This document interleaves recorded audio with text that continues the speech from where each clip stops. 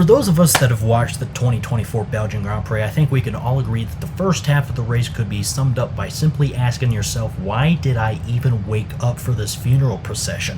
While the second half of the race was exciting, interesting, and if you're a George Russell fan, absolutely stressful. I'm fine. It was the drive of his life, and he managed to come out on top, despite degrading tires and a much faster teammate behind him. It was arguably the greatest win of his career to date, and just like that, his win was taken away from him for an underweight car. Rant? Rant. And that's one of the greatest things I've ever seen in Grand Prix racing. We make the sound of the satellite, breaking through gravity. I am Jagger 67. I'm affected, you're selected. I want you with your twisted hair and your lip ring stare.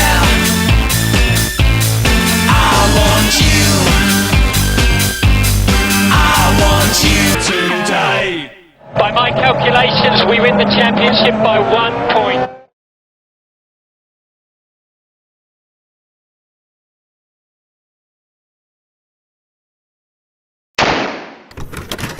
How many races have been ruined for a driver having an underweight car, or not having a 1-liter fuel sample, or excessive skid block wear? Sebastian Vettel at the 2021 Hungarian Grand Prix, Lewis Hamilton and Charles Leclerc at the 2023 United States Grand Prix. This is the pinnacle of motorsport, for Christ's sakes. The only rules that should exist are don't intentionally crash each other out. Although if that were the case, Max Verstappen would be disqualified every other race weekend. Sure, there are other rules that are at least understandable. Back in 1984, Tyrrell were disqualified and excluded from the championship for running underweight cars throughout the races. Then after the race, they would top up their water injection supply tanks with 2 gallons of water mixed in with 140 pounds of lead shot to meet the weight requirements. Which was a shame for Martin Brundle, because he pulled off some fantastic drives that year. His first year in the sport, and yet they've been wiped from the history books. BAR Honda were also caught intentionally cheating at the 2005 San Marino Grand Prix by using their fuel as ballast, which, while brilliant, it arguably gave them an unfair advantage. Disqualifying drivers and or teams for things like that? Okay, I can understand. But in the case of Russell at the 2024 Belgian Grand Prix, no, that was fucked up. Because it was arguably the greatest drive of his career. He started the race from 6th place, boxed on lap 10 for hard tires, and made them last the entire race, while other drivers opted to take 2 or 3 stop strategies. And in the closing laps, Russell's tires were slowly committing seppuku, while his teammate Lewis Hamilton was quickly gaining on him, turning a 7-second gap into 0.5 of a second. It looked certain Hamilton was going to pass and take his 105th Grand Prix victory, extending his race win record. But either Hamilton just couldn't make the pass happen, or he was an incredibly gracious teammate and decided to not really try to take what was an absolutely brilliant race from Russell. Russell crossed the line first, with teammate Hamilton immediately behind, and the newest race winner Oscar Piastri finishing within breathing distance behind both the Mercedes drivers to take a surprising podium finish. Now, what really bothers me is the fact that every single race weekend, when the race winner crosses the line, all of the drivers go around the track again for what is called a cool-down lap, for the express purpose of the driver driving over rubber marbles. Or if you're Steve Matchett, you would call it picking up clag.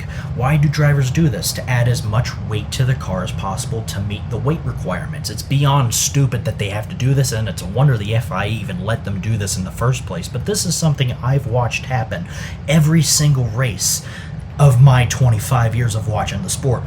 Well, almost every race, because the Belgian Grand Prix is the only race of the year where they don't have a cool-down lap. The Circuit des Spa-Francorchamps is a 4.3 mile long track, or 7 kilometers if you're a damn dirty rest of the worlder. So instead of a cool-down lap, the drivers just make a U-turn into the pit exit and immediately go straight into Parc Fermé.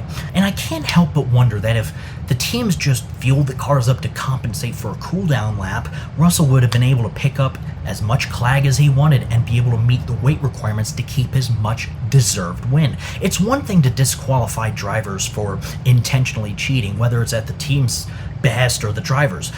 But it's another thing to disqualify them for something as menial as 1.5 kilograms underweight. For us Americans, do you know how much 1.5 kilograms is? 3 pounds. That's 2 bags of Wonder Bread. Okay, sure, there's probably a valid argument against being 3 pounds underweight, but the circumstances surrounding this issue and how it was raised is a bit hinky to me. According to a technical delegates report released after the race stated that while the car had initially been found to be compliant with the minimum weight of 798 kilograms, 2.8 liters of fuel were then removed. The report then reads, the car was not fully drained according to the draining procedure submitted by the team in their legality documents as TR Article 6.5.2 is fulfilled.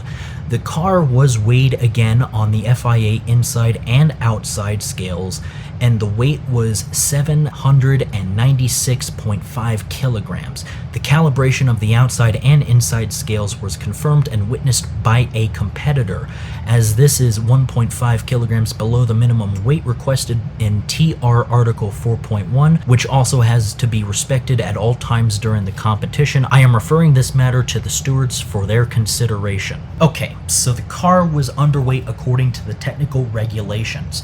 You know what? Fine.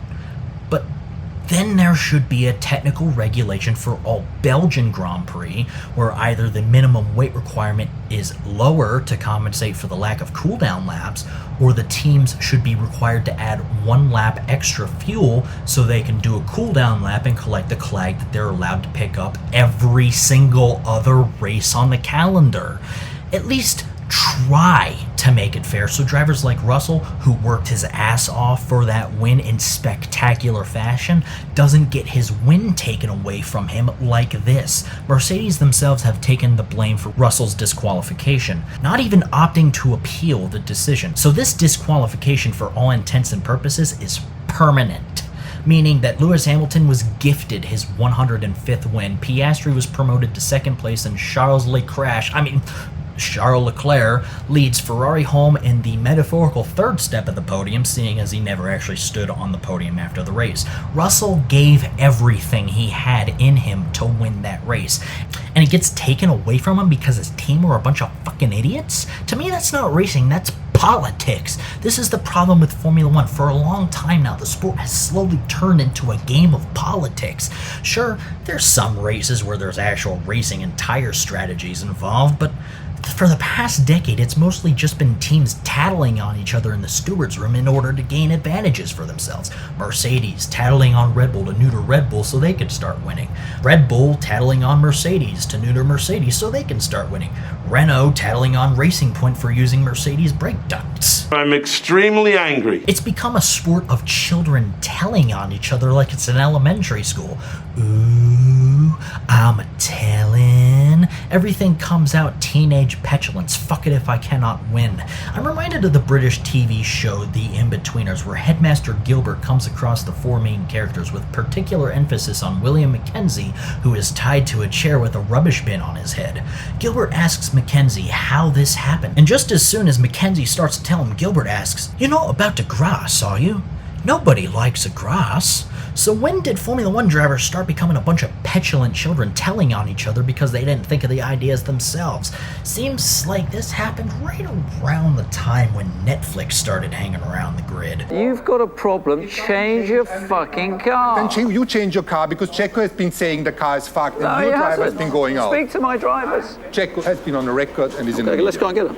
Yeah. I have it printed out. Very good. Guys. You're pathetic. You're pathetic-er.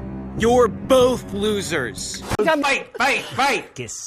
Because I remember a time when drivers got in their car and raced, only using the team radio for, communicating car data, telemetry, pit stop strategies, and it's gone beyond playing for the cameras at this point. It's ruining races for drivers that worked hard for their wins. I'm ending this bullshit off by saying it doesn't matter what the record books show. George Russell won the 2024 Belgian Grand Prix. No amount of, well, he broke the rules, he paid the price, because George Russell didn't break any rules. Mercedes fucked him over and Russell suffered. End of story. Baphomet out.